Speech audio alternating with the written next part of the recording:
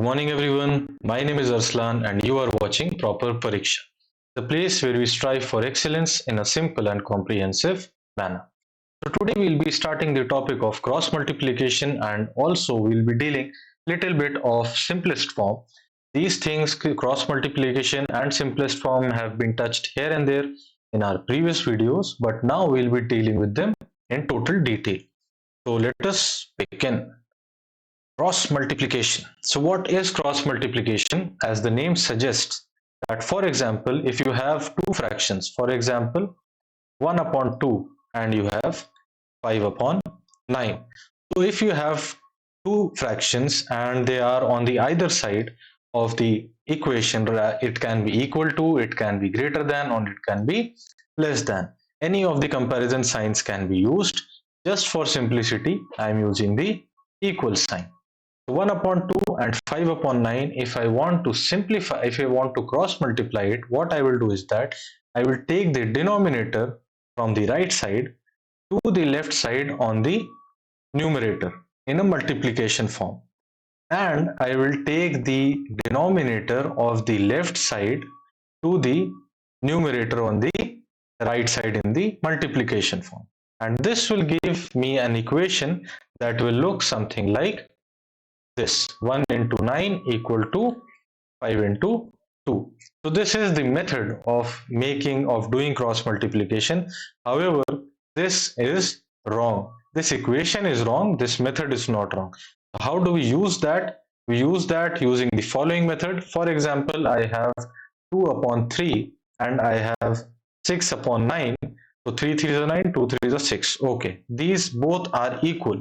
Only then the equal to sign can be used. So 2 upon 3 is equal to 6 upon 9, because 6 upon 9 can be converted into 2 upon 3 as its simplest form. How?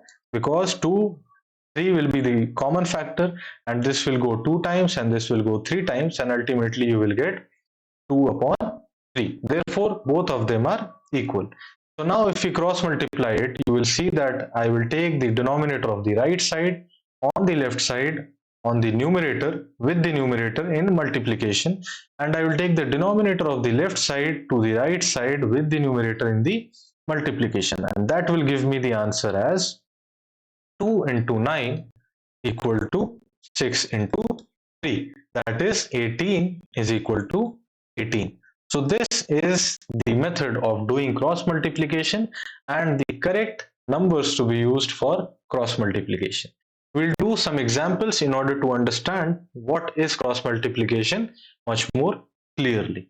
So cross multiplication, as you see that two fractions have been taken as 1, 2, 3, 4 and 5 in 5 separate examples, and each of them are like the written side beside each other with a besides each other with an comparison sign of equal sign, that is equal to.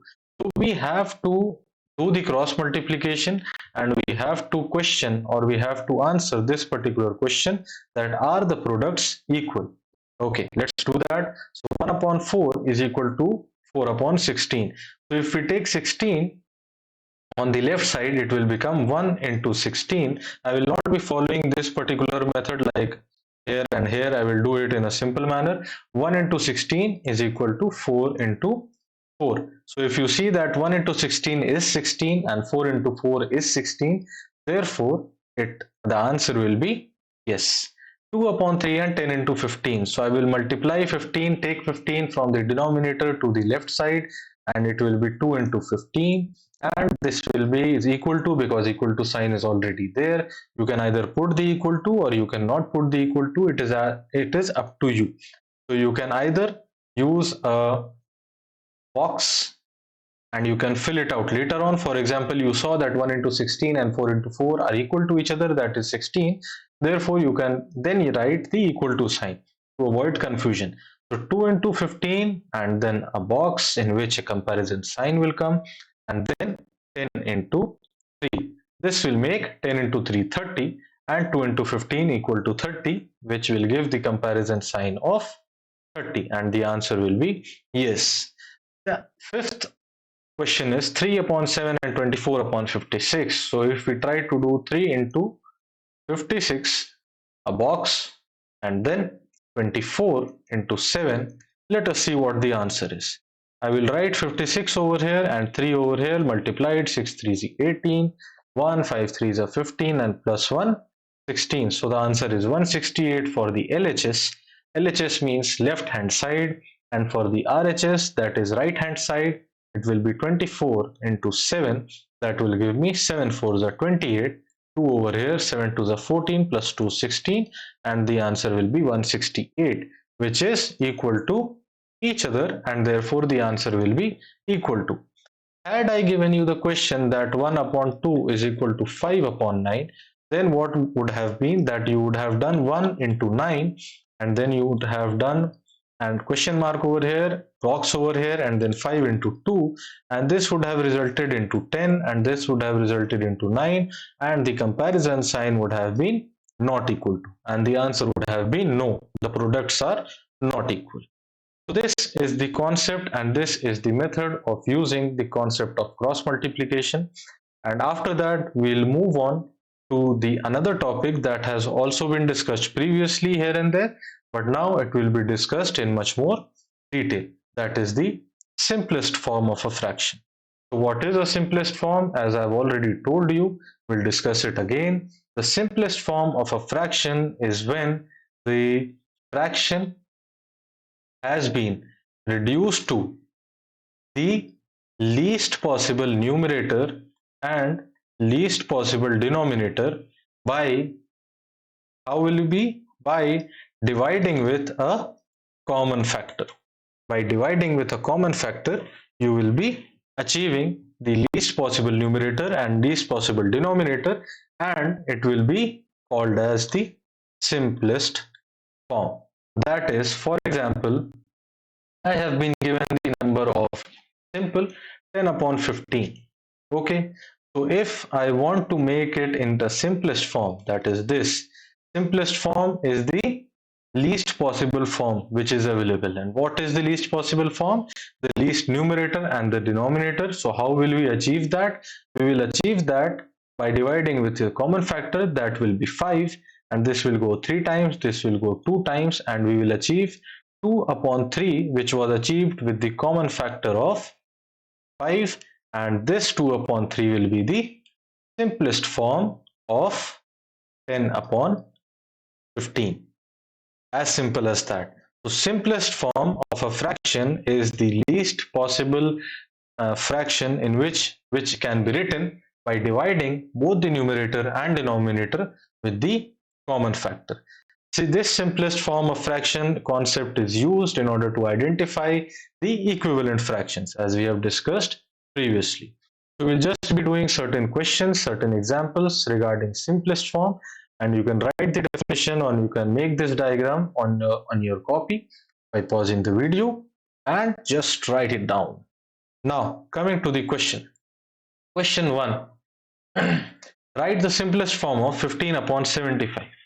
So I'll write 15 upon 75, and you see that 15 is going into the least common factor. The common factor of both of them will be 15. One method is like take 15, the highest factor, and this will go 1 times and this will go 5 times, because 15 5s are 75. If you do not know, you can just multiply it. 5 5s are 25, and then 2 will be over here, 5 1s are 5 and 2 7, that is 75.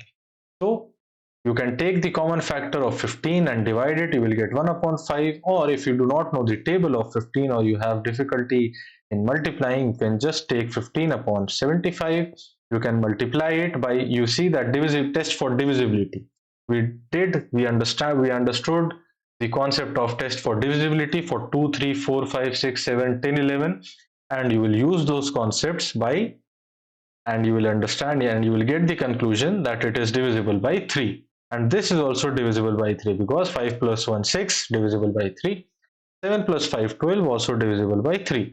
So 3 will go 5 times, and 3 will go 2 and 1 5 times. Again 5 will be taken, 5, and this will be 5. Therefore we will achieve the simplest form of 1 upon 5. You can take either methods.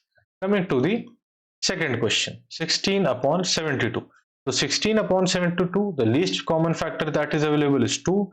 You will take 2 8 times, you will take 2 3 and 1 2 6 times. Again 2 4 times, again 2 1 times 1 6, 8 times, again 2 2 times, again 2 9 times, and then 2 upon 9 is cannot be further simplified, so it will be 2 upon 9, and this is the answer. Now coming to the third question, that is 17 upon 51.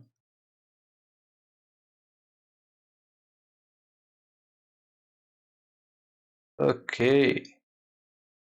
Okay, 17 upon 51. So as you know that 7 3s are 21 and 17 into 3 is 51. So you can just take the 17 1 times and 3 times and the answer will be 1 upon 3. Coming to the fourth part, that will be 42 upon 28. So you can see that it will be simplified in the following manner. 2 is the common factor.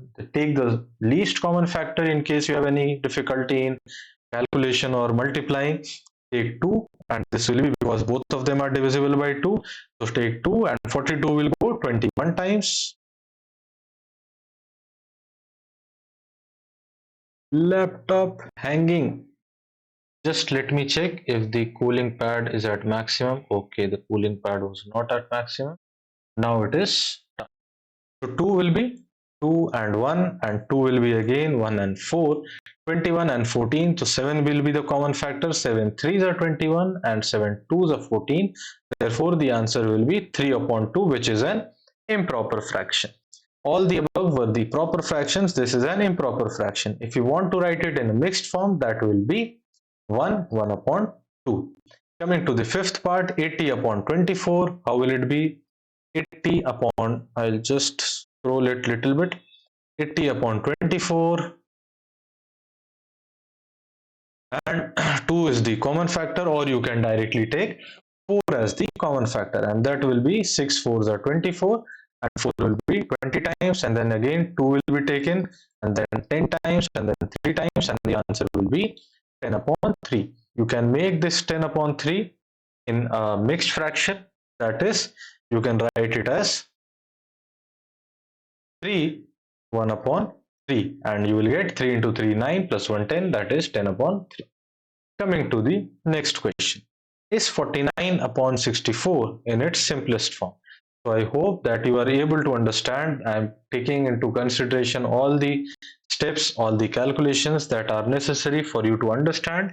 I am not missing out on the vital steps, on the vital concepts, or the vital calculations. So keep noting down, keep making notes so that you do not miss anything. Now we'll see 49 upon 64. Is this in its simplest form? This is the question. So any number or any fraction is in its simplest form when it cannot be further reduced. That is, the numerator and denominator do not have a common factor. Till that moment, it will be a simplest form. So 49, it is divisible by 7. Is it divisible by 2? No. 3? No. 4? No. 5? No. 6? No. 7? No. 6 because 2 and 3 not multiple, 6 also. 8? No. 9? No, because not divisible by 3, therefore not by 9, obviously. 10? No. 11? No. 12? No. No. Only 7. So 7 sevens are 49. If you write 7 into 7 is equal to 49, you cannot break down 7, either of them. So only 7 is the common factor of 49. 7 and 1. We did that in HCF and LCM. While understanding that, 64, if you try to break it down, you will see that 64 can be broken down as it will be divisible by 2, it will be then divisible by 3 2, then again 2, then 16, then again 2, then it will be 8, then again 2 4, then again 2 2, and then again 1. So the only common factors are multiples of 2 and 2 itself and 1. So 2 is common factor, 4 is a common factor, 6 is a common factor. 6 10 the 16, no, 6 is not a common factor. 8 is a common factor, so 2 is common, 4 is common, 8 is common, 8 to the 16 is common, 32 is common, 64 is common, and 1 is common. Here only 7 1 and 49. So therefore they do not have any common factors In between, the numerator and denominator cannot be further reduced. Therefore, this fraction is in its simplest form. So in the next video, we'll be starting exercise 7.3 and we'll be discussing all the questions in detail. So I hope that you are going through all the videos in totality and you find our way of teaching and methodology useful and simple. So in case you find it useful, do subscribe and like the videos, comment in case you have any suggestions, and share it with your friends. So till the next time we meet, goodbye.